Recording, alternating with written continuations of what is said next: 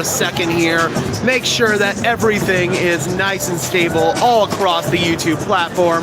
What's going on, Broncos country? Welcome into this Denver Broncos Syndicate live stream of your 9-7 Denver Broncos taking on the 15-1 Kansas City Chiefs. The stakes are very simple for the Denver Broncos today. Win, and they are in the playoffs for the first time since 2015. So we see right now, Broncos are taking the field. Quarterbacks, Bo Nix and company is out there on the field, getting loose and getting ready to go. We got 3 people in the house right now. Thank you guys so much for tuning in. Before we officially get started, guys, just some housekeeping business to take care of. You can just do me a big favor and leave a like on this stream as well as subscribe to the channel. I would really appreciate it. Those are both free and easy ways to show your support. It helps tell YouTube's algorithm to push us out, and it helps us get seen by more and more members of Broncos country just like you and me. So for this Broncos team, they did beat the Kansas City Chiefs with their starters in there last season at home.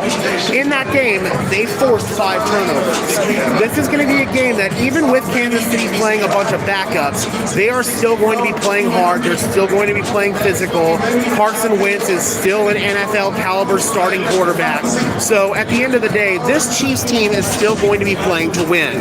The Broncos have no more avenues available where they can back into the playoffs. With Cincinnati winning last night, that was the last avenue where the Broncos could get in with losing this game. Now they simply have to win this game in order to be able to make the playoffs. If they can't win this game, then quite frankly, they don't deserve to be in the playoffs. It's going to be all about playing disciplined, fundamental football and getting out to a fast start. You can't afford to get out to a slow start against this Kansas City Chiefs team.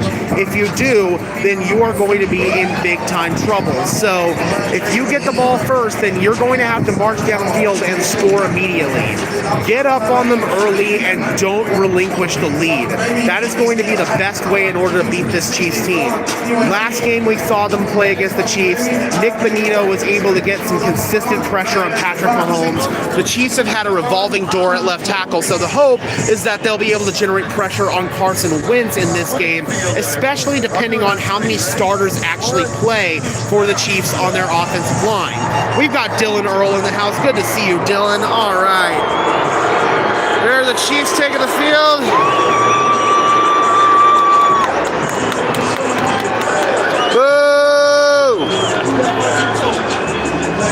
Carson Wentz and company. So Patrick Mahomes is in uniform today.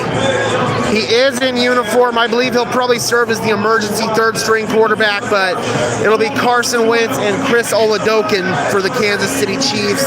There is a chance we might see Oladokun in there to get some snaps, so it might not be Carson Wentz for the entirety of this game. It really just depends on how well the Broncos play. If the Broncos can come out and take a commanding lead right away, then we'll see how long the Chiefs want to keep Carson Wentz in there. They might give a look at Chris Oladokun. And same thing for the Broncos. If the Broncos can come out and they can take care of business before the fourth quarter, I would not be surprised at all if they pulled starters out of this game and they gave Jarrett Stidham the nod for the rest of the way. But obviously, we got to be on our P's and Q's, guys. I do think this is going to be a closer game than we would probably like it to be. But at the end of the day, all that matters is the Denver Broncos winning this game. The Chiefs don't have anything to play for. Thank you, Buffalo Bills, for preventing the Chiefs from having a perfect season. That means that the Denver Broncos can go out there and they can put a statement on the field, man. This means that they can go out there and they can take this away from the Chiefs. And again, man, just because the Chiefs don't have anything to play for doesn't mean that this is going to be an easy out for the Broncos. They have to play discipline. Just like Dylan Earl says, no penalties. Mark says, watch Mahomes start. He's inactive. He is on the inactive list. Yeah, Carson Wentz is getting all the early reps. Yeah, Mahomes is in uniform down there, but yeah, Carson Wentz is going to be the guy taking all of the reps here, except for maybe Chris Oladokun at the end of the game. We got DB says, let's end the season with a win. Well, let's hope this isn't the end of the season. We got, oh yeah, Kool-Aid Man in the house saying, oh, we hope we can see our backups play at some point today. That would be ideal. That would certainly be ideal. Another win and in scenario is not going so well for the Tampa Bay Buccaneers. That was the other win and in scenario for the NFL today. And the Buccaneers aren't taking care of business. All right, last of the Broncos players taking the field. Let's get it. Let's get it. So let's talk about Carson Wentz, guys, because he's somebody who was the former #2 overall pick by the Philadelphia Eagles in 2016. He is a very talented player. But the reason why Carson Wentz is not a starter in the NFL anymore is because he has the propensity to make boneheaded turnovers, whether throwing it out of the end zone and throwing a pick six to avoid a safety, or just overall bad decision making and throwing stupid picks. Carson Wentz has the propensity to turn the football over. If he does give you those opportunities, you have to capitalize on them if you're Denver. Last week against Cincinnati, the Broncos did not do a good job of capitalizing on opportunities to win the game that were given to them. I do anticipate that Carson Wentz and this Chiefs team are going to give the Broncos some opportunities, but they have to be able to find points off of these turnovers. They have to find a way to score after they get a turnover. If they can't match the defensive physicality and intensity on the offensive side of the ball, then this Broncos team is not going to find a way to win. Sean Payton is going to have to call the best game of his life in this one. He can't play scared. He can't play conservative. He knows that there is no next week if the Denver Broncos don't win this game. This is basically a playoff game. This is, for all intents and purposes, a playoff game for the Denver Broncos. If you win, then you're going to Buffalo next week. If you lose, then you're sitting right back on the couch with the Raiders. That is something the Broncos are obviously looking to avoid, and honestly, I'm kind of glad it's against the Chiefs at home. The Broncos have a chance to really put a statement out there and kill all these stupid narratives that I've seen from NFL media saying how the Bengals deserve to be in the playoffs and that the NFL should have a friggin' playoff selection committee to avoid teams like the Denver Broncos making the playoffs. I actually heard a hot take artist on ESPN say that. I'm not going to name names, but look it up, dude. It's so ridiculous, the amount of just absolute doubt that is planted in this Denver Broncos team. Go shut them the hell up. Seriously. This Broncos team has a chance to go out there and put a statement on the field. They have a chance to shut up all these hot take artists and talking heads on ESPN that are saying that the freaking Cincinnati Bengals deserve to be in the playoffs. It's ridiculous, man. If the Broncos play their way in, then they deserve to be in. It's that simple. But if this team cannot beat a bunch of backups on the Kansas City Chiefs, then they're not going to be able to win. Then they're not going to be able to, they don't deserve being in the playoffs, quite frankly. But let's go ahead and talk about this Kansas City Chiefs backup squad. Who is not going to play for the Chiefs? We already know Patrick Mahomes is not going to play. Travis Kelce is not going to play. Chris Jones, Trent McDuffie, those guys are not going to play. I'm very curious how much, if any, DeAndre Hopkins plays in this one. Oh, sorry, I was getting a phone call there. I'm very curious to see if DeAndre Hopkins plays it all in this one. That's going to be interesting. If he gets some snaps early, they might pull him a little bit later on. Obviously, they don't want to risk an injury there. I do believe that we're going to see starters for the Chiefs on the offensive line. I do believe that we're going to see guys like Creed Humphrey out there. I believe we're going to see Joe Tooney out there. All the starters for the offensive line for the Chiefs, except for Jawan Taylor at right tackle, who has been ruled out. I anticipate we're going to see these guys. So it's going to be a tough battle in the trenches. The Broncos have to find a way to get pressure on Carson Wentz. The way that you can force Carson Wentz into making some of these boneheaded mistakes is by generating pressure. And I'm curious if Kingsley Suamataia is going to see playing time at left tackle for the Chiefs.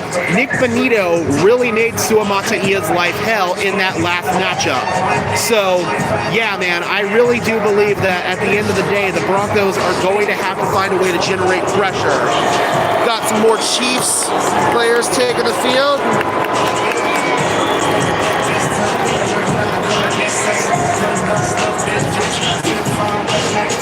All right, so that should be the last of the Chiefs on the field. And as far as offensive linemen are concerned, I do see starters out there for the Chiefs. Creed Humphrey, their center's in uniform. Let's see, is DJ Humphries out there? I think I see DJ Humphries. So it looks like we're going to see a lot of starters on the offensive line for the Kansas City Chiefs. So again, it's going to be all about winning that battle up front at the line of scrimmage. If you could generate some interior pressure with Zach Allen, with John Franklin Myers, that would certainly be ideal. Again, man, the Broncos know what's on the line with this game. They know that if they don't win, then there is no next week. So Sean Payton is not going to be conservative with his game plan. Vance Joseph is not going to be conservative with his game plan. I don't anticipate to see a lot of soft, squishy zone coverage. I anticipate the Broncos to go back to their blitzing, heavy man coverage roots, and I think that we're going to see the Broncos put out a really impressive showing today. All right, Broncos country, let me know in the comment section below, what is your score prediction for this game? Do you think that the Denver Broncos are going to be able to get the job done here at home against this backup Chiefs squad? I believe that they will. I do think it's going to be a little closer than we want it to, but I do think that the Broncos are going to make the plays necessary in the end to win, so I have them winning 28-21. But let me know your thoughts, Broncos country. We've got Kenneth Miller saying 34-24 Broncos, let's go.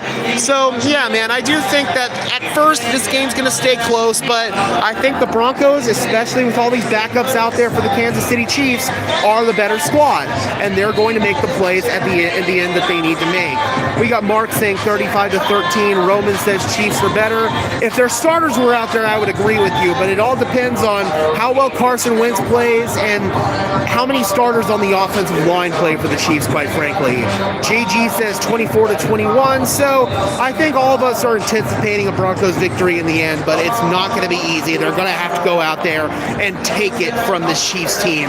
60-20, says Brian. We got Gunner saying 28-17. Hopefully VJ doesn't let Carson Wentz throw for 350 yards. Play man coverage. You don't have Jamar Chase and T. Higgins like you did last week to deal with. Play man coverage. You should be able to win if you play man coverage, but if you play soft, squishy zone, then you're not going to win. It's that simple. Braylon Dennis in the house, resident Detroit Lions fan, says 28-21.